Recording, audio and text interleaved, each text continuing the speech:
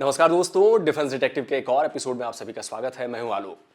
दुनिया सैंक्शंस लगाती गई और इसी बीच भारत और रूस ने एक बहुत बड़ा खेल कर दिया है। यूक्रेन वॉर की वजह से रूस के खिलाफ सैंक्शंस की बरसात हो गई थी। रूस से दोस्ती या कारोबार करने वालों पर प्रेशर बढ़ाया गया, धमकियां दी गई। भारत पर भी ईयू और अमेरिका की तरफ से दबाव बनाया गया, पर भारत माना नहीं।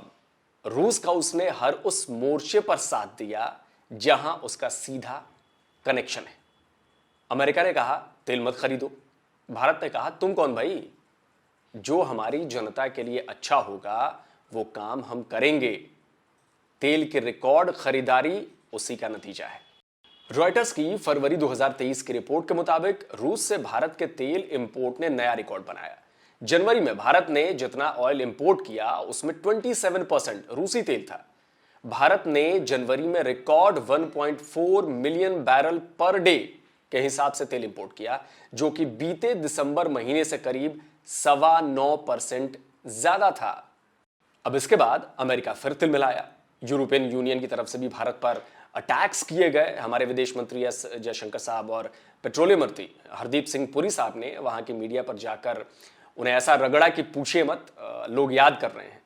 इसके बाद भारत ने वो किया जिसने सबको एक बार फिर सकते में डाल दिया। द हिंदू बिजनेस की इस रिपोर्ट को जरा देखिए।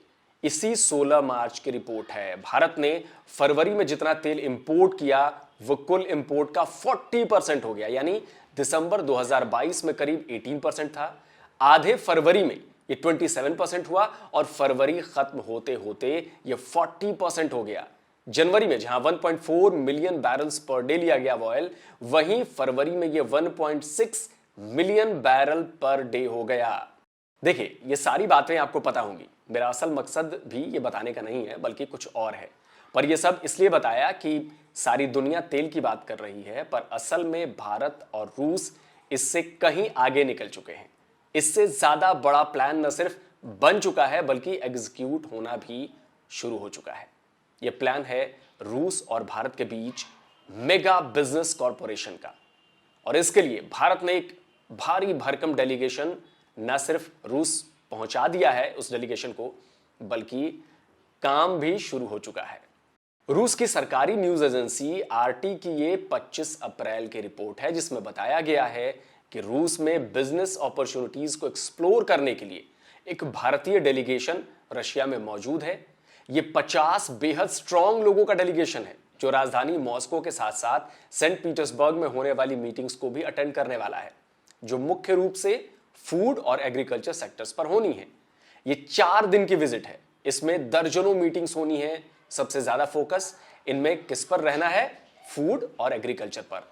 लेकिन इसके अलावा भी कुछ प्रोडक्ट्स ऐसे हैं जिन पर बात की जाएगी, जैसे ready to eat meals, fish meals यानी मछली वाली जो मील्स होती हैं, एनिमल फीड यानी कि जानवरों को खिलाने वाला जो खाना होता है, और सोयाबीन। देखिए, अमेरिका जानता है कि रूस के साथ भारत के संबंध कैसे हैं। यूक्रेन वॉर पर वो भारत का स्टैंड भी जानता है, लेकिन उसकी भी मजबूरी है कि वो भारत के साथ संबंधों को खराब नहीं कर सकता, ना ही भारत पर ज्यादा प्रेशर डाल सकता है।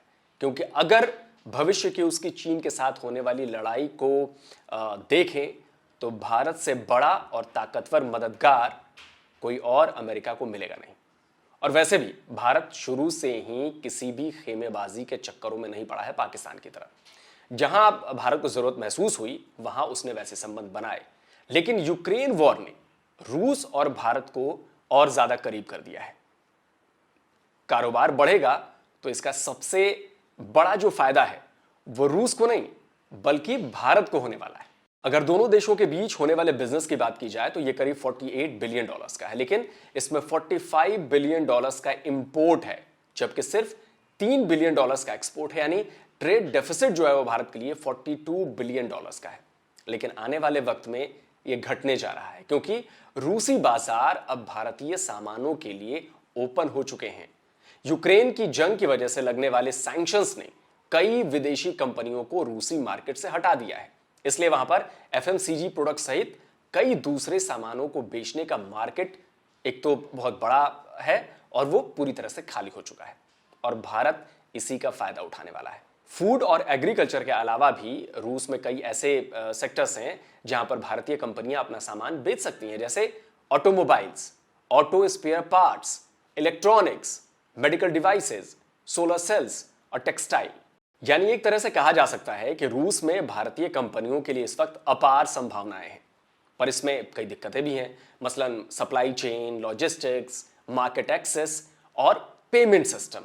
बाकी दिक्कतों से तो निपटना आसान है, लेकिन पेमेंट एक बड़ी दिक्कत है, पर उसका भी रास्ता निकाल लिया गया है रुपए और रूबल में होने वाले ट्रेड के जरिए। यानी रूस और भारत की जो भी कंपनियां आपस में बिजनेस करेंगी उन्हें डॉलर की जरूरत नहीं पड़ने वाली। डायरेक्ट एक्सचेंज रेट होगा रुपए और रूबल के बीच। आपको याद होगा कि अभी हाल ही में रूसी deputy prime minister Denis Manturov Delhi आए थे 24th इंटर गवर्नमेंटल कमीशन की बातचीत में रूस को रिप्रेजेंट करने, जो कि दिल्ली में 17 और 18 अप्रैल को हुई थी। इसमें भारत की तरफ से हमारे विदेश मंत्री डॉक्टर एस जयशंकर मौजूद थे। इसमें दो बड़े काम हुए। पहला कि रूस और भारत के बीच FTA यानी फ्री ट्रेड एग्रीमेंट की बातचीत शुरू हो गई।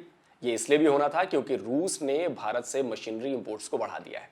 अगर आने वाले वक्त में दोनों देशों के बीच फ्री ट्रेड डील हो गई तो इसे भी ऐतिहासिक माना जाएगा, क्योंकि रशिया को अच्छी तरह पता है कि भारत ने भयंकर प्रेशर के बावजूद रूस से न सिर्फ दोस्ती निभाई है, बल्कि मुश्किल आर्थिक हालातों में उसका साथ दिया है, जिससे उसकी इकोनॉमी पर ज्यादा जोर ना पड़े। दूसरा जो सबसे बड़ा काम हुआ है वो ये कि भारत और रूस ने अपने बैंकिंग से जुड़ी एक डील साइन की। भारत ने बैंक ऑफ रशिया के पेमेंट सिस्टम SPFS, जिसे service bureau of financial messaging system कहा जाता है, उसे इस्तेमाल करने की मंजूरी दे दी है। ये ठीक स्विफ्ट की तरह का सिस्टम है जिसमें डॉलर का बोलबाला है, लेकिन अब रूस और भारत के बीच किसी स्विफ्ट नेटवर्क की जरूरत नहीं होगी। डील के मुताबिक रूस में भारत का रुपे कार्ड चलेगा, UPI सिस्टम चलेगा, जबकि रशियन MIR कार्ड्स और फास्ट पेमेंट सिस्टम्स भारत में भी मान्य होंगे। इसके अलावा पिछले साल भारत और रूस ने एक और पेमेंट मैकेनिज्म सेट कर लिया है जिसका नाम है SRVA यानी स्पेशल रूपी वोस्त्रो अकाउंट्स। हालांकि ये अभी पूरी तरह से शुरू नहीं हो पाया है, इसमें कुछ दिक्कतें आ रही हैं, लेकिन उम्मीद तो यही है कि आने वाले वक्त में इसे भी दूर कर लिया जाएगा। देखिए, जब भी आप बड़ी ताकत के खिलाफ जा रहे हो, मेरा मतलब अमेरिका और यूरोपियन यूनियन से है, तो दिक्कतें आएंगी। वो बाधाएं खड़ी करेंगे तो उनका सामना भी किया जाएगा और आगे भी किया जाता रहेगा। पर संदेश साफ है कि भारत वही करेगा जो उसके लिए बेहतर होगा, उसकी जनता के लिए बेहतर होगा। और इसमें कोई दो राय नहीं है कि जिस तरह से 50 मजबूत कारोबारियों का डेलीगेशन जो इस वक्त रशिया में मौजूद है, वो ऐसे ही नहीं भेजा गया है। आने वाले वक्त में इसका बिग इम्पैक्ट आपको देखने को जरूर मिलेगा। इसमें रशिया को भी समझ में आएगा कि अगर उसका कोई परमानेंट दोस्त है तो वो सिर्फ भारत है। आपकी राय क्या कहती है इस पर? क्या भारत और रूस के बीच जिस तरह से कारोबार बढ़ रहा है वो ठीक है? क्या अमेरिका और EU से जो दुश्मनी मोल ली जा रही है, क्या वो भी ठीक है? भारत के लिए ज़्यादा मुसीबत तो नहीं बनेगी? कमेंट्स में ज़रूर बताइए। वीडियो को शेयर करिए, लाइक करिए और चैनल को सब्सक्राइब ज़रूर करिए। जल्दी मिलता हूँ एक और नए वीडियो के साथ।